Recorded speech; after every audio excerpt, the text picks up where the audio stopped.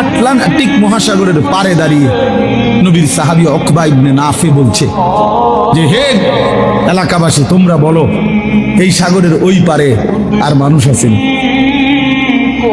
তখন জনবাসী, এলাকাবাসী বলছে, এই সাগর তো অথই সাগর, আমাদের পূর্বপুরুষ থেকে কারো জানা মতে এই সাগরের ওই পারে মাটিও নাই, মানুষ তো পরের খবর, এ তো অথই সাগর, এর কোনো কুল কিনারা নাই।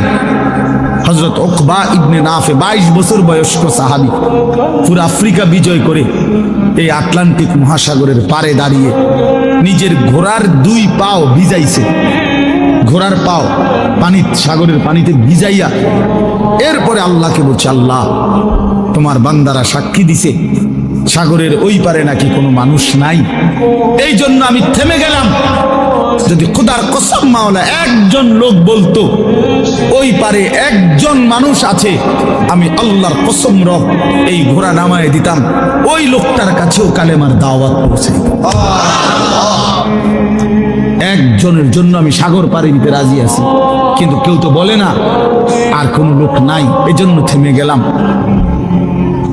এই ছিল জিন্দেগি।